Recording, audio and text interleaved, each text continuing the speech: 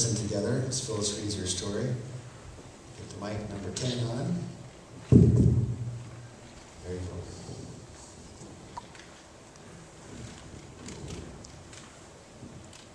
We had a plan, a good plan that would take us to retirement with freedom to travel, spend more time with kids and grandkids, pursue hobbies, and enjoy being together.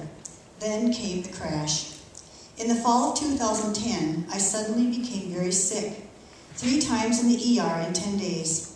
Every doctor said, "I don't know what's wrong with you, but you need to see a rheumatologist." I was labeled the mystery woman. I had a list of 12 symptoms I hoped had one underlying cause, and they did: scleroderma.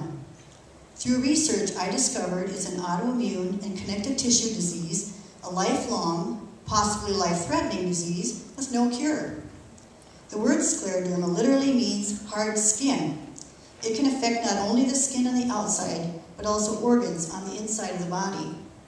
One hint of hope was a limited form of the disease that affects only small portions of skin, a few organs, is easier to manage, and progresses more slowly. Diffuse scleroderma can affect any skin on the body, any or all organs. It's harsher, faster developing, and is more likely to be life-threatening than the limited form. Well, I decided I had the limited edition, as I called it. My daughter said, "Mom, who told you you have the limited form?" She was adamant I call the doctor and find out for sure. That call led to an appointment the very next day.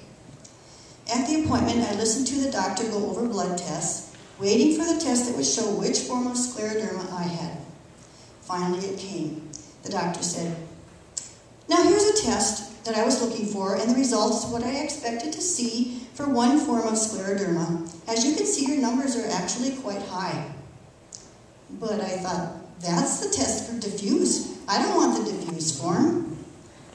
Maybe the test for limited is even higher and will override the results for the diffuse. A few lines down the page, I saw the test for limited scleroderma. The doctor, "Now, here's a test for another form of scleroderma, which obviously you don't have. As you can see, that test is negative." My jaw dropped, and I barely squeaked out the words, "I have diffuse?" Instant tears, instant fear, instant shock, instant denial. The words in my brain were no, no, no, don't tell me that, no, anything but that, no, no, no. But it was true. The doctor said that while it's possible to die from the disease, none of her patients had, and she wasn't about to let me be the first. She then focused on the treatment plan, but I was in such a complete fog, everything in the room seemed like it was far away. I couldn't accept it, I couldn't speak, I could only tear up and nod my head. The treatment plan included a transplant patient medication to address the battle going on inside my body. My immune system was attacking my organs as if they were not mine.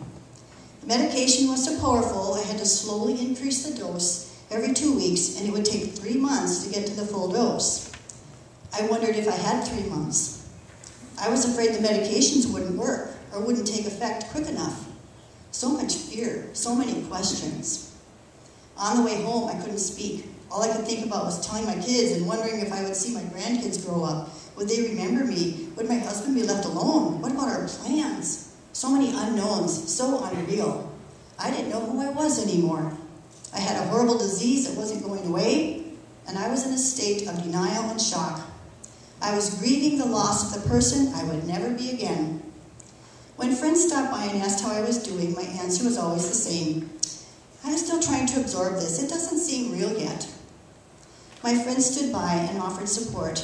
They cleaned my house, brought me food, read scriptures to me, and prayed. All the while, I was in a cloudy fog. The medication was horrendous to take, but I hung in there, increasing the dose every 2 weeks. With each increase, it did get easier, but the disease still did not seem real. I still could not accept it. Then one day, it sunk in. Every day was filled with medications, weakness, fatigue, joint pain, dizziness, shortness of breath, and heart palpitations. Would it ever end? Would I ever have a good day? I became angry. Angry at God, angry at the disease, angry at the world in its fallen state.